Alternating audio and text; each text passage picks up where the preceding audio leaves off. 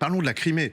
D'abord, puisque Jean-François Colossimo le disait, il y a une forme d'humiliation qui est liée à ces nombreux raids. Il y a eu un dernier raid sur la base de Saki, un centre de commandement, qui est réussi. En tout cas, c'est ce que dit l'Ukraine. Côté russe, on communique simplement pour dire qu'il s'est passé des choses.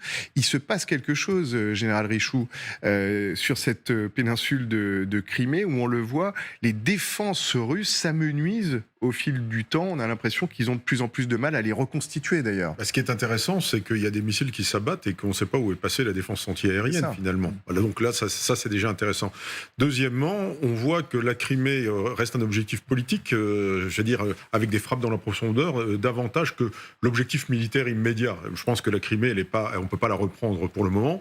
En revanche, taper sur la Crimée pour rappeler que la Crimée est ukrainienne jour après jour et que rien ne leur échappe, qu'on peut taper le pont de Kerch, qu'on peut taper les centres de commandement, qu'on peut taper les bateaux qui sont en radoub dans le port de Sébastopol, ça c'est véritablement rappeler à Vladimir Poutine qu'il n'est pas chez lui et que la Crimée reste ukrainienne. Donc là on a effectivement, je pense, un avant-goût de ce qui peut se passer en 2024. Moi je ne vois pas qu'un des deux camps va renverser la table en 2024. En revanche, je pense qu'on va accélérer ces frappes stratégiques dans la profondeur qui vont permettre de modeler, j'allais dire, le terrain en attaquant les centres de commandement, peut-être les entreprises de défense, peut-être le pont de Kerch demain matin avec les missiles Scalp ou Taurus, etc., etc. Donc là, je crois qu'avec l'aide occidentale, l'Ukraine, elle, a un avantage qui est celui de pouvoir taper dans la profondeur avec davantage de précision que les Russes. Je rappelle que là, un S-300, c'est fait pour l'artillerie solaire, hein, c'est de la défense solaire. Ils ont tapé une ville avec un missile qui est fait pour la défense solaire, c'est-à-dire qu'il accroche l'avion avec la chaleur. Ah, vous imaginez quand vous le balancez donc comme ça, ça vous semble absurde. C'est pour ça qu'il n'y a pas de précision. Il accroche et quoi? Donc que ce sont des civils qui alors hier, on exprimait qu'il y avait des missiles qui étaient nord-coréens, donc il y a quand même une carence de missiles, de missiles et de vecteurs d'origine russe. Et donc ça, c'est peut-être la bonne nouvelle. Voilà. L'acheminement serait facile, par contre, avec la Corée du Nord, contrairement aux Ukrainiens qui ont vraiment des difficultés dans l'acheminement des armes occidentales. Alors, est-ce que ça devient, la Crimée, le talon d'Achille de Poutine? Est-ce que, en tout cas, c'est la zone la plus vulnérable aujourd'hui pour le camp russe? Oui, mais pas parce que c'est son talon d'Achille, parce que c'est son cœur.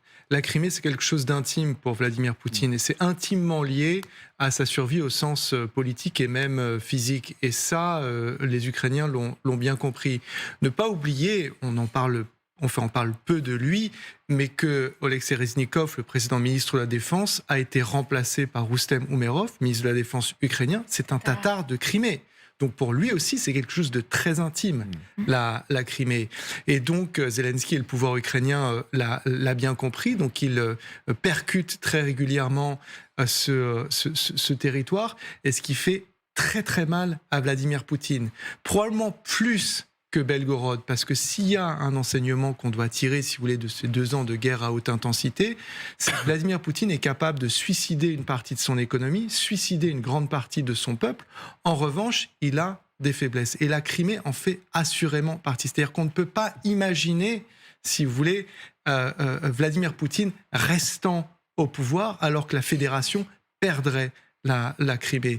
Et donc, l'Ukraine tape cela pour taper son cœur, mais aussi pour essayer de percer la bulle de propagande dans laquelle Vladimir Poutine a enfermé son pays. Et la question que moi je me pose, et c'est peut-être ça qui est en train de se dessiner autour de Belgorod, parce qu'on parle désormais de victimes civiles russes, c'est est-ce que dans cet équilibre, si vous voulez, qu'il faut essayer de rétablir, on peut faire rentrer le mot guerre dans le champ sémantique russe sans tuer des civils. C'est-à-dire que tant qu'on tuera des militaires russe, ça restera une opération spéciale militaire.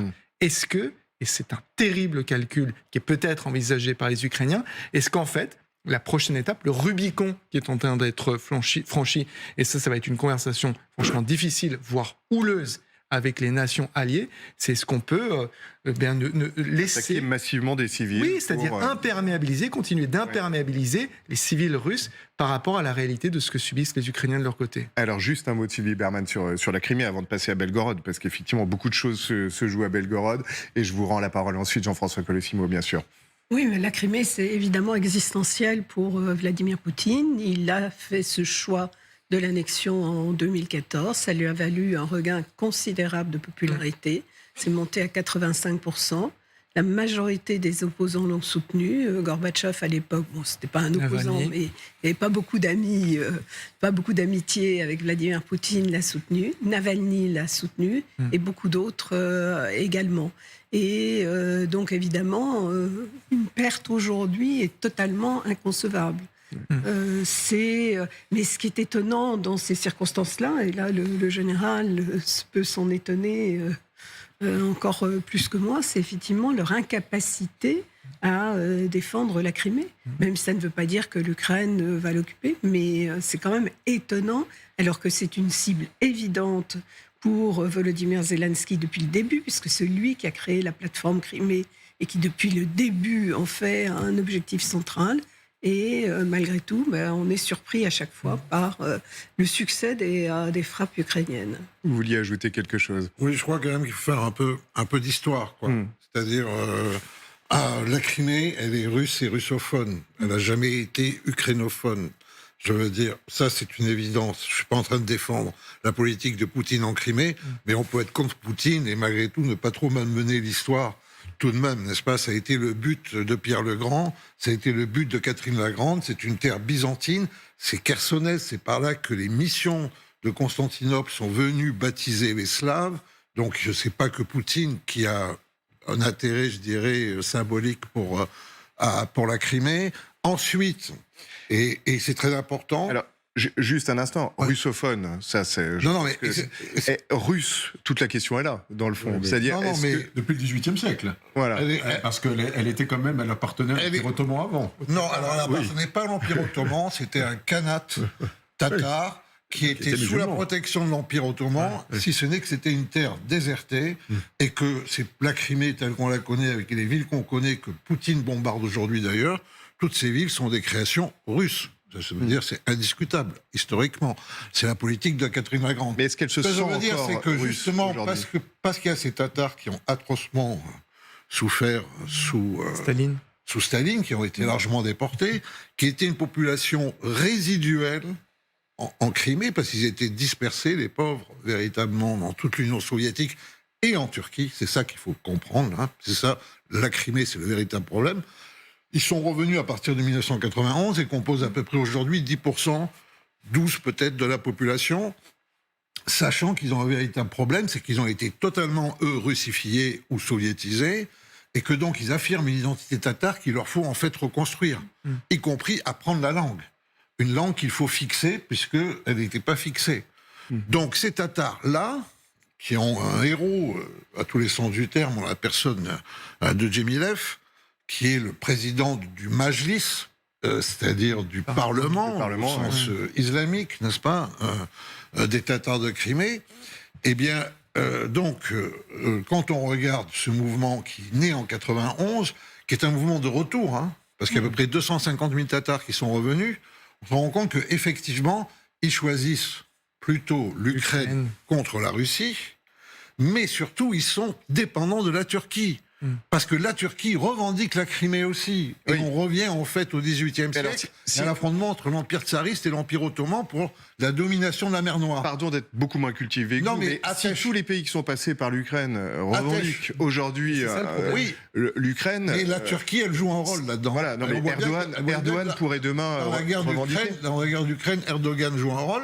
Lorsque Poutine prend la Crimée en 2014 et l'annexe, Erdogan proteste en disant c'est la terre de mes ancêtres. En tout cas, les Ukrainiens ne lâcheront pas l'idée de retrouver. Je crois que c'est important. Mais vous avez raison de et le mouvement montrer cette géographie, clandestin terroriste qui existe depuis 2022 à Tesh, qui revendique beaucoup d'actions anti-russes. Ce sont des Tatars. Ce sont des Tatars liés évidemment au service secret ukrainien, mais vraisemblablement aussi au service secret turc. Bon, voilà. Évidemment. Il faut quand même dire que... C'était important de rappeler à quel point cet endroit est extrêmement compliqué. Excusez-moi, mais il est clairement, vous avez raison, il est clairement ukrainien, mais il a été longtemps russophone, il est traversé de mouvements, et c'est la raison pour laquelle, d'ailleurs, même Navalny, effectivement, avait salué cette annexion de la Crimée.